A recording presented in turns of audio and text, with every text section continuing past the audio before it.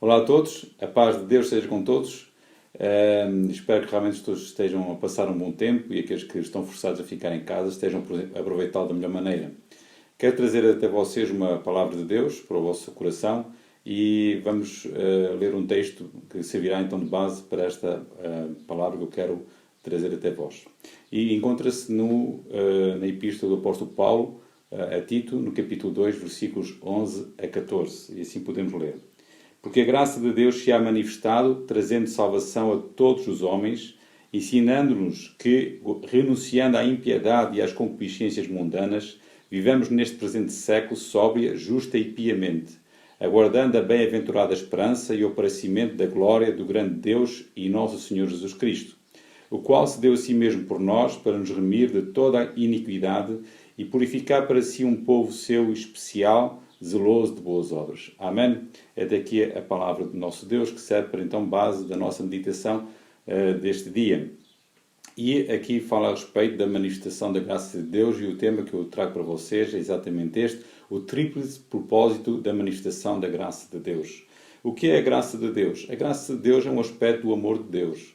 E isso fala de que Deus nos ama e que Deus faz coisas em nosso favor sem nós merecermos. Na verdade, a graça significa favor imerecido, e graça de Deus significa favor imerecido de Deus.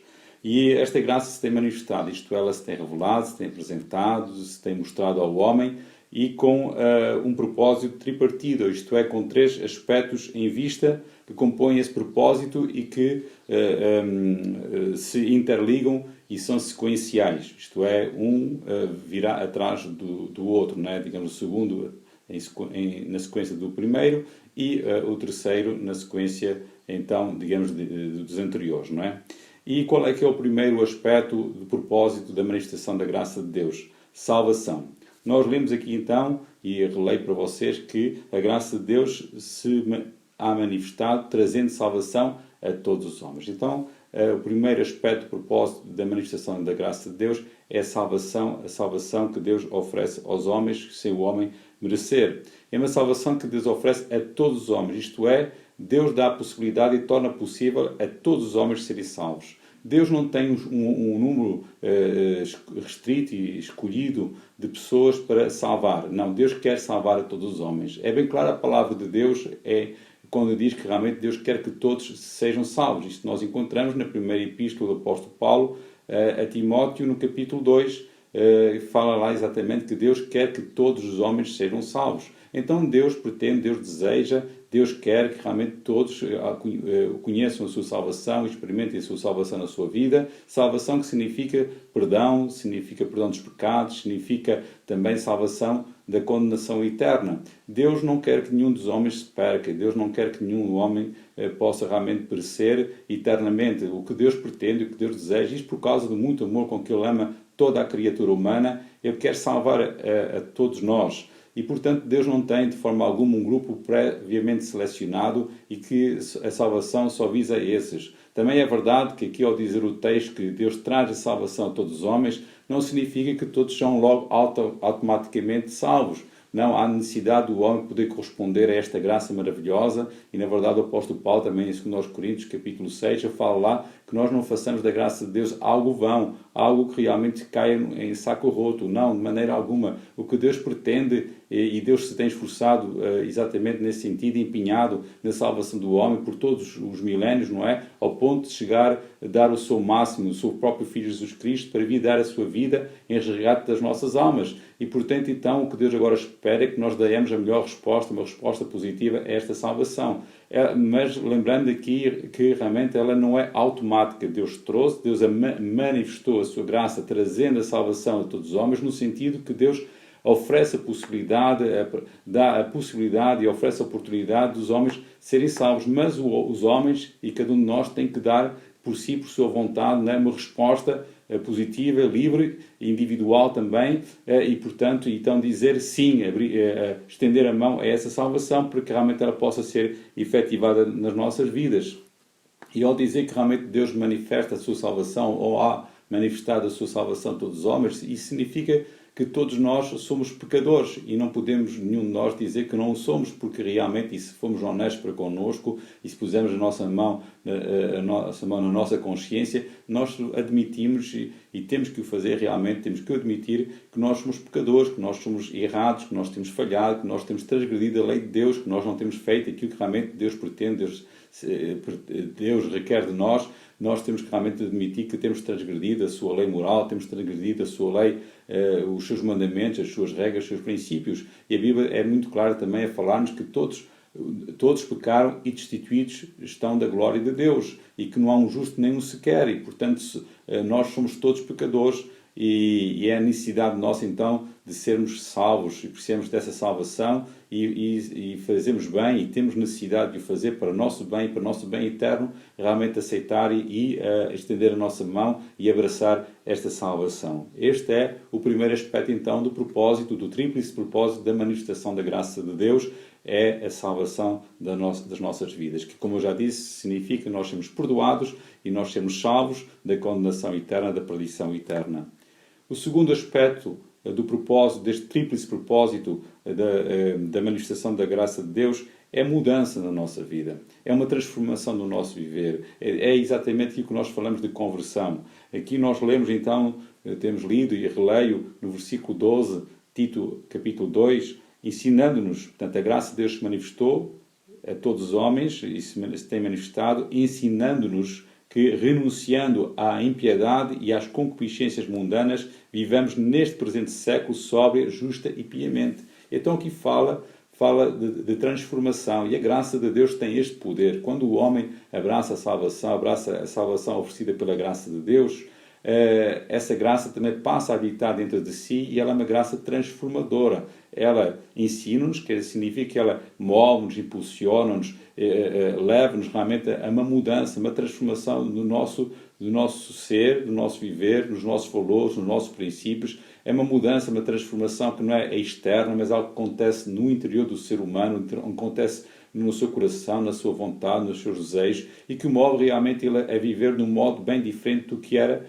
que vivia anteriormente, porque exatamente essa graça tem poder para trabalhar nesse sentido no interior, no coração do ser humano. E esta graça é poderosa. A transformação que acontece na vida daquele que professa ser cristão, daquele que se diz seguidor do Senhor Jesus Cristo, ela não acontece o resultado de um conjunto de regras que lhe é colocado diante de si e a pessoa agora fica obrigada a observá-las. Não, porque realmente é verdade que Deus é um Deus de regras, é um Deus de mandamentos, é um Deus de princípios, é um Deus que tem requisitos e requer coisas da nossa vida, mas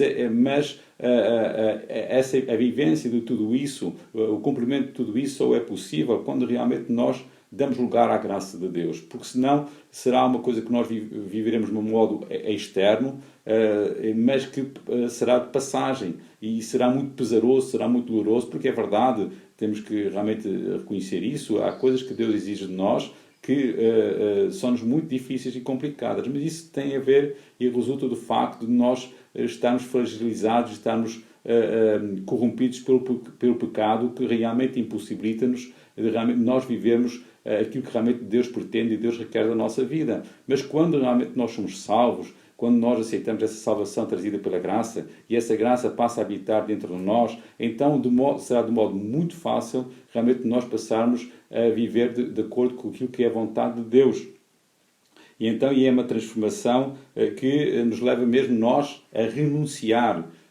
Não é simplesmente um deixar e um abandonar, é um renunciar, é algo que vem da vontade, é algo que vem do nosso interior, é algo que vem do nosso desejo, é algo que vem de cá dentro, é algo que realmente nos faz dizer não àquilo que importa dizer não, como diz aqui, não à impiedade, não às concupiscências mundanas, não às paixões da carne, não às paixões mundanas, e dizer-nos sim, o desejar e o querer, e faz-nos desejar do profundo do coração isso mesmo, o viver sóbria, justa e piamente. Portanto, do modo contrário. E isto trata-se então dessa conversão, que é algo que é sobrenatural, não é algo que é natural nem humano, mas é algo que é feito e é operado em nós, em nossos corações, pelo poder de Deus, por meio da sua graça. E aqui fala a palavra de Deus que isso acontece e deve acontecer neste presente século, não é alguma coisa que é para deixar após a morte, não.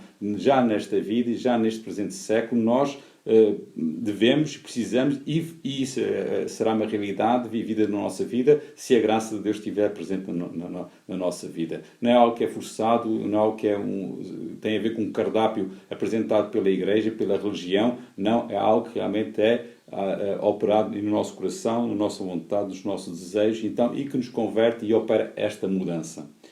E, por fim, o terceiro aspecto deste propósito da manifestação da graça de Deus é esperança. A esperança, diz o verso 13, aguardando, portanto, a graça de Deus se manifestou, levando-nos a aguardar, a esperar a bem-aventurada esperança e o aparecimento da glória do grande Deus e nosso Senhor Jesus Cristo. Então, o terceiro aspecto deste propósito da manifestação da graça de Deus é esperança, é trazer esperança ao homem. Nós aqui realmente, sem esta graça que nos salvou, sem esta graça que nos converte, nós não temos esperança. Jesus Cristo é a esperança da glória. E esta graça, ela se manifestou por meio exatamente da pessoa do Senhor Jesus Cristo. A Bíblia Sagrada fala que a lei veio por Moisés, mas a graça e a verdade vieram por Jesus Cristo. E também em Romanos, no capítulo, fala lá que a graça de Deus e o dom que é pela graça vieram por meio de um só homem, Jesus Cristo. Então esta graça vem por meio de Jesus Cristo. E quando falamos em salvação, falamos exatamente em ter que aceitar Jesus Cristo porque Ele é o Salvador. Quando nós falamos em transformação, fala numa mudança que é operada pelo Salvador, que é Jesus Cristo. Nós aqui, sem esta graça, o ser humano não tem esperança. Que realmente tem um processo para nós termos esta esperança, não é? Como falei, que esta graça, ela tem um tríplice propósito, não é? E falei que significa que este propósito é tripartido, ou tem três aspectos, encerra em si três aspectos que são interligados e são sequenciais, começando pela salvação, depois pela transformação e que depois então vem a esperança. E quando realmente nós abraçamos a graça de Deus, que veio pela pessoa do Senhor Jesus Cristo, que significa então que nós temos que aceitar Jesus Cristo, não é? Ele é o Salvador e Ele realmente é aquele que salva, e Ele também é o transformador. A Bíblia diz que quem está em Cristo, nova criatura é, as coisas velhas passaram e tudo se fez novo. É Ele que opera a mudança em nós e nos faz converter e nos transforma. E depois então o que vem como resultado é a esperança. E nós sem a salvação em Jesus e nós sem a conversão e a mudança em Jesus, nós não temos esperança, o ser humano não tem esperança, mas se realmente nós aceitarmos a salvação, se nós realmente formos convertidos a essa transformação operada pela graça de Deus, pela presença também do Senhor Jesus Cristo em nossa vida, então nós somos pessoas com esperança. Esperança da vida eterna, esperança de um dia estar com Deus, esperança de um dia morar com Deus na presença de Deus junto de Jesus, porque realmente Jesus Cristo veio também para nos abrir o caminho e a porta do céu. Ele mesmo falou que um dia ele viria de subir ao céu e iria preparar uma morada para nós. E esta esperança ela será realizada por Jesus Cristo em sua volta. A Bíblia Sagrada fala que Jesus Cristo ele vai voltar. Na verdade, são 318 referências que nós encontramos na Bíblia a respeito da volta, do retorno do Senhor Jesus Cristo. Ele veio uma vez, todos nós sabemos isso, ele nasceu de uma virgem, ele nasceu como homem, teve um processo normal como qualquer o ser humano, cresceu, chegou adulto, deu a sua vida por nós na cruz de Calvário, ali morreu, foi sepultado, ressuscitou ao terceiro dia, esteve depois 40 dias aqui na terra, dando prova que realmente ele tinha ressuscitado e depois ascendeu ao céu. E ele tinha mesmo antes até de morrer na cruz, ele tinha falado aos discípulos, ele disse que ele iria, portanto, ao céu e ali ia preparar uma morada para os seus e que um dia haveria de voltar para vir buscá-los para lá, para esse lugar, para essa morada transportar. E é exatamente o texto que nós aqui lemos,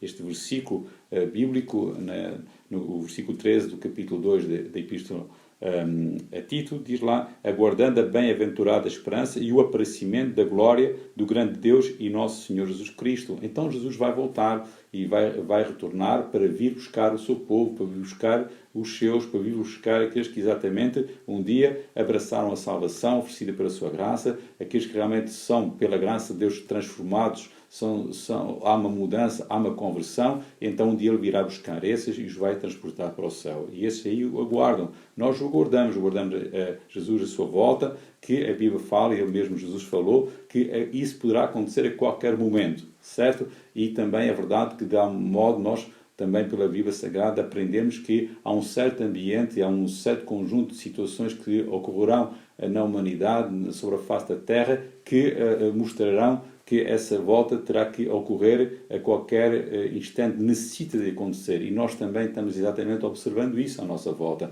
Nós olhamos para o mundo, olhamos para a humanidade, olhamos para aquilo que está acontecendo na natureza, olhamos para aquilo que está acontecendo entre os homens e percebemos claramente que não faltará muito tempo para que o Senhor Jesus Cristo apareça, este glorioso Senhor, este grande Deus e Senhor que é Jesus Cristo, e Ele virá para vir buscar o seu povo e para transportá-lo para o céu. Então o que eu quero falar para si e motivá-lo e desafiá-lo é você efetivamente dar a sua mão, estender a sua mão e abrir o seu coração para esta graça de Deus. Esta graça que vai, por meio de Jesus e por Jesus, lhe oferece salvação, lhe dá a salvação, perdão dos pecados, salvação da condenação eterna, da perdição eterna, transformação do seu ser, mudança na sua vida, que realmente Deus requer e impõe-nos, mas que por nós mesmos não conseguimos, mas por meio da sua graça e por meio da fé e estando na pessoa do Senhor Jesus Cristo vai acontecer, para depois, por fim, também você poder desfrutar aqui em terra e na vida,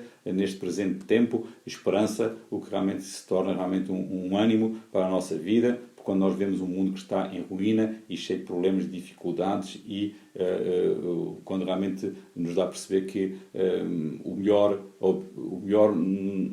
dito, dizendo de outra maneira, a coisa vai de mal a pior, não é? Então o ser humano fica preocupado, o que é que vem, está assustado, mas quando nós temos Jesus, nós vivemos em paz em relação a esse futuro, porque Ele nos trouxe a nós a esperança. Amém? Então, eu deixo esta palavra para si e que realmente você possa dar lugar à graça de Deus na sua vida. Em nome de Jesus. Amém. Não estás sozinho. Continuamos a caminhada cristã. Não queremos parar, duvidar, nem hesitar. Vamos continuar juntos, olhando para Deus, permanecendo em oração.